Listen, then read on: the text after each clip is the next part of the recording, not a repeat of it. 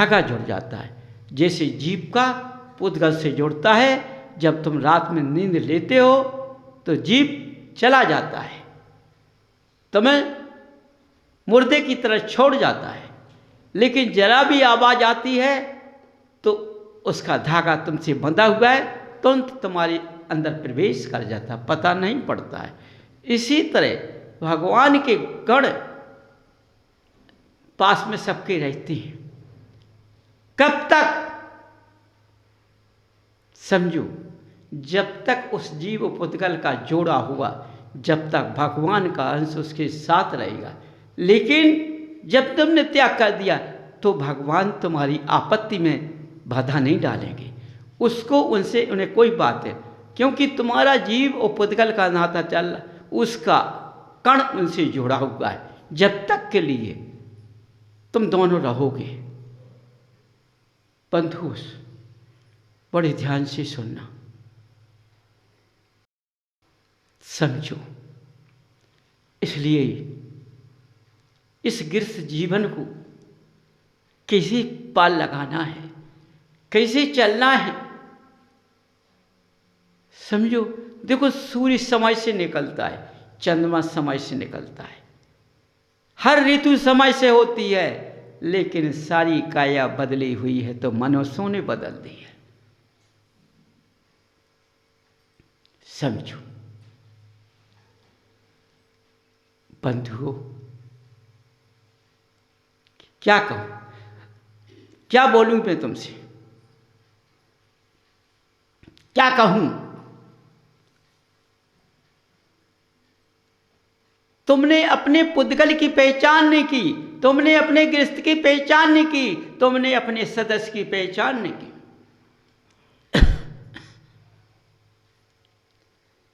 देखो, आज का व्यक्ति कैसा है? स्वार्थी।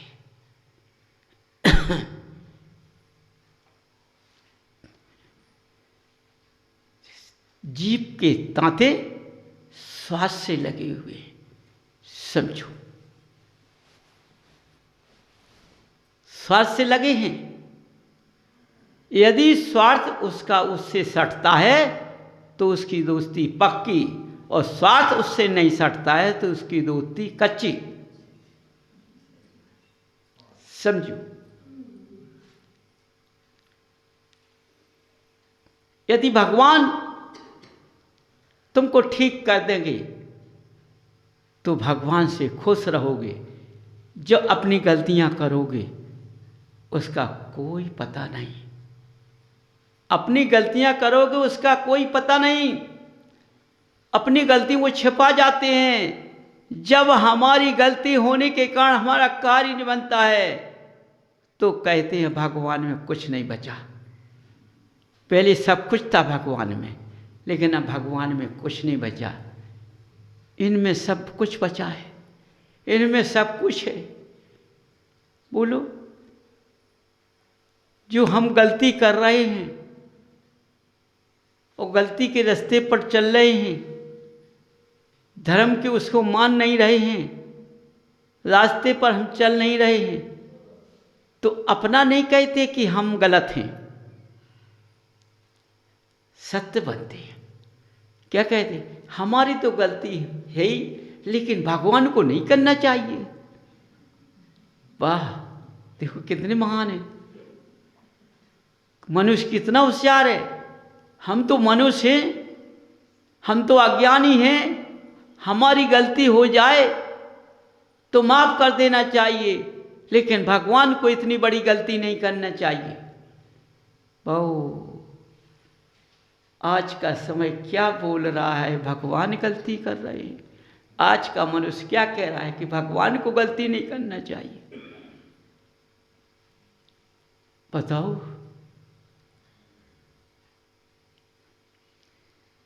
भगवान ने तो सुन लिया। यदि किसी आप सदस्य या अपने पड़ोसी से या किसी मित्रगण से ऐसी बात कहो कि हमने गलती की है, तुमको गलती नहीं करना चाहिए, तो वो क्या पकड़ेगा? तुम्हारा कान पकड़ेगा। क्या कहेगा? तुमने गलती नहीं की, मैं गलती क्यों? मैं तेरा तू मेरा बाप लगता है क्या?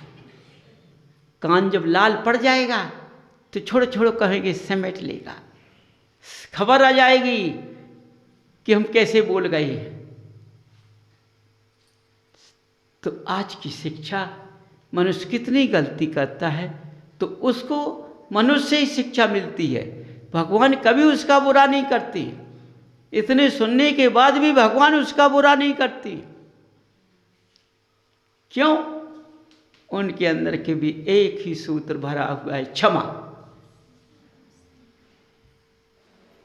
उस क्षमे के कारण आज वो इस 3 लोक के नाथ हैं। और तुम्हारे अंदर क्षमा ना होने के कारण कितने अवगुण पैदा है, बोलो।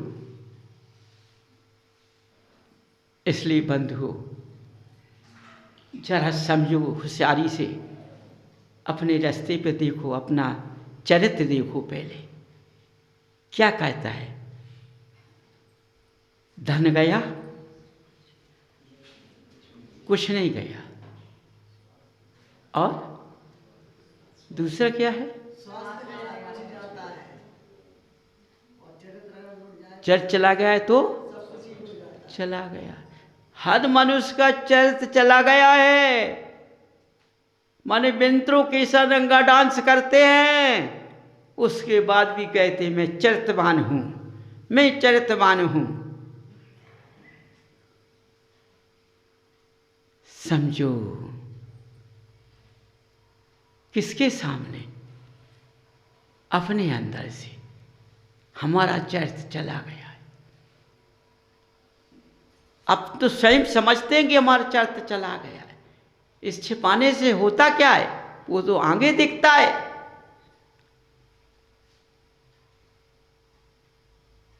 बंधुओं, यदि पौधे की जड़ मजबूत होती है तो पौधा कितना भी हवा के झकोरे लग जाए, पौधा गिर नहीं सकता है। यदि स्त्री अपने घर में मर्यादा को लेकर बैठ जाए, महान बन जाए, देवी बन जाए, तो उसका पुरुष नीचे जा नहीं सकता है। क्योंकि देवियों के पास विनय होती है। वे कभी अपनी पति से तेज नहीं बोल पाती हैं, जवाब नहीं देती हैं, हाथ जोड़कर समझा लेती हैं, वो समझ जाता है। क्योंकि जब देवी बन चुकी तो उसका पति जरूर देव बनेगा, उसका नाता तभी जुड़ा है।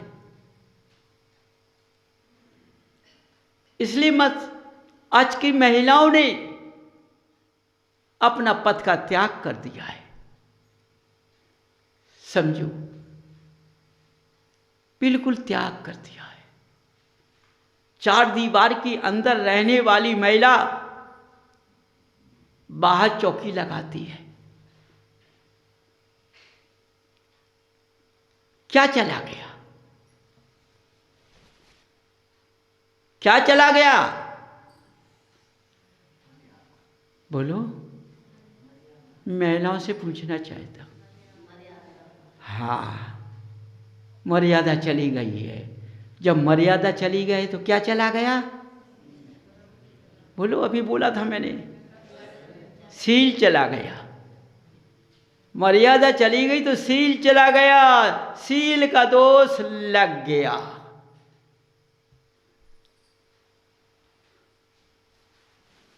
समझो, तो ये इस तरह से आज धर्म अंदर नहीं रहा है, बाहर आ गया है। आज चारों तरफ धर्म बाहर है, अंदर नहीं है, दिखावटी हो गया है। समझो, चारों तरफ देखो, पैसे से इंद्र बनता है, धर्म से इंद्र नहीं बनता है, त्याग से इंद्र नहीं बनता है। पैसे से इंद्र बनाया जाता है, बन गया है। कितने दिन के लिए? जब तक समय है उसका, जब तक के लिए बन गया। लेकिन बन तो गया, लेकिन बनने के बाद फिर जहां कहां आ गया, उसमें जरा भी गुण इंद्रों के नहीं आए। इंद्र बनने से दोषी बन गया है। पुण्य का बंध तो नहीं मिला, दोष का बंध बन गया है। समझो, कैसा बना है? जो बनने लायक नहीं था वो बन गया है। किसके कारण? पैसे से। देखो बंधु, ये बताओ, अपने गृहस्थ जीवन में तुम बर्तन को साफ नहीं करोगे तो उसका जल तुम भरोगे, यदि वो गंदा जल है तो पी लोगे? बताओ, नहीं पियोगे। जब मेरा गंदा पुतगल होगा तो भगवान के आभा पहुंच जाएगी, भगवान के गुण पहुंच जाएंगे? नहीं पहुंच पाएंगे।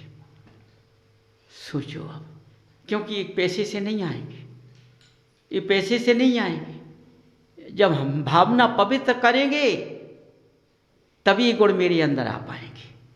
तो भावना को पवित्र बनाना पड़ेगा। जब मेरा पुद्गल पवित्र बन पाएगा तब मेरी भावना पवित्र बनेगी। जब मेरी भावना पवित्र बनेगी तो उनके गुण हमारे अंदर तुरंत आ जाएंगे, तो मर्यादा तुरंत आ जाएगी।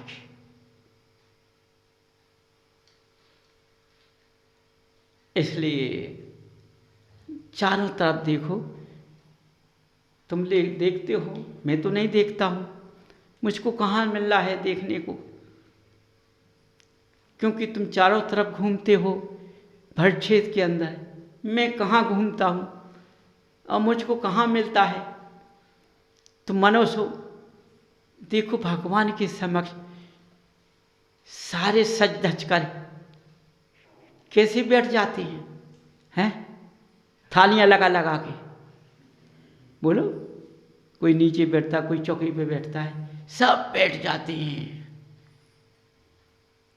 पूरा जितना जनालय होता है, पांडाल होता है, उतना पूरा भर जाता है। तो भगवान से कहते हैं, हम सब लोग थाली लगाकर बैठ गए हैं भगवान, अब जल्दी परसिया हमको। भगवान की मर्यादा को घटा दिया। भगवान का ये भी ध्यान नहीं दिया कि हमारे भगवान तीन लोग के नाथ हैं, हम इनके सामने बैठकर पूजन करेंगे, बैठकर विधान करेंगे।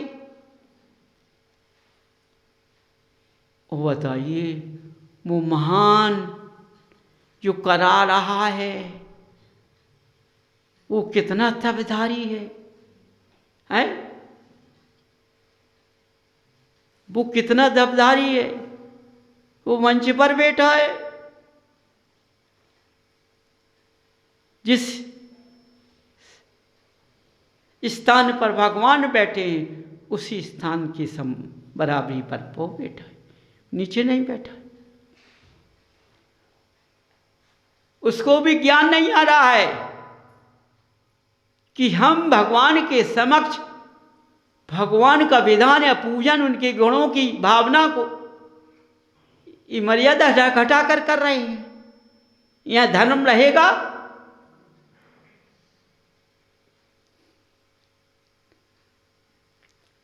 जब तुम उनके सामने,